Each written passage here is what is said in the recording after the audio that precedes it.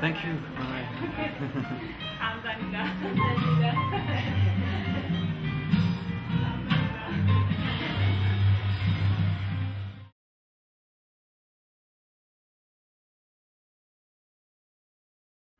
It seems to me that it's no accident that you put the philosopher and the artist in the same boat, when, or in the same basket, let us say, when you want to know what is their role today. Because for me, it is indeed the case that the philosopher and the artist have similar responsibilities and have also similar tools in order to live up to these responsibilities. For me, art has, next to its aesthetic function, has an epistemological function. For me, art is a theory of the objects in the world. It makes us see the world in which we live in a different way that cannot be conveyed by abstract thinking, such as philosophy does, and cannot be conveyed in any other form. The role of the philosopher, first of all, today, is to strive to regain the position that philosophy used to have. I'm not trying to be naive here. I'm simply saying that if we don't do that, then there will be no more role for philosophy. Philosophy, in the old days, had the position of the master discipline. That is to say, it was the discipline that reflected on the knowledge provided by all the other disciplines.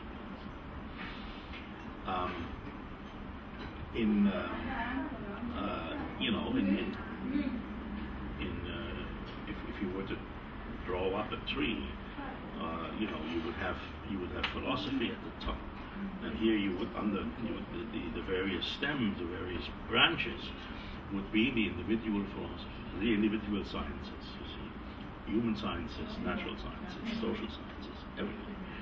So that is to say, philosophy ought to define the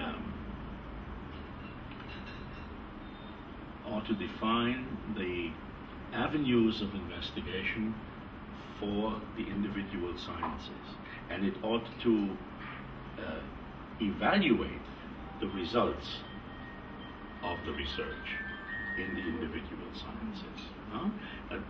This way, philosophy would do what individual sciences cannot do. That is to say, the individual sciences can ask questions, they can try to solve the questions that they have themselves asked, but they cannot evaluate whether the questions that they have been asking were the right questions, nor can they evaluate what will be the consequences of their research.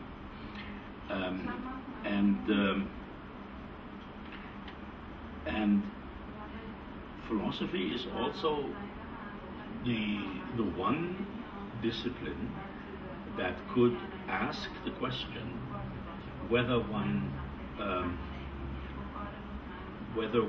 should or one should be allowed to apply everything that has been found out. That is to say, whether all results of research should also be made practical. This is easy enough when it comes to nuclear energy and nuclear weapons, but it is, of course, much more important in other areas. in the biological sciences, for instance, today, in the whole debate around death, and in the medical sciences, etc., where we have established with philosophy a certain degree of competency on ethical questions that go beyond the purely scientific questions of the disciplines that provide the results. Here I see a chance for philosophy, if we continue in that direction, to regain this kind of master science position that we used to have. We would have to make the results of philosophical thinking also more accessible to larger parts of the population, and to create a class of people which I would call the mediators, the go-betweens, you see, between philosophy and politics. That does not exist at the moment. At the moment we have a few mandarins, and they inform politicians in that way or this way, sometimes in contradictory fashion, but we have not as yet created a class that could really, with responsibility and conviction, do that. That is to say, to speak the philosophical language to the philosophers and the political language to the politicians, and the popular language to the people, because we live, for the most part, in democracy, or we would like to live in democracy. So far, I guess, for philosophy, we're not there yet. There are ways that I showed you with regard to medical ethics, for instance, where we've made some inroads and that we could perhaps develop. When it comes to art, it's on the one hand more difficult and easier.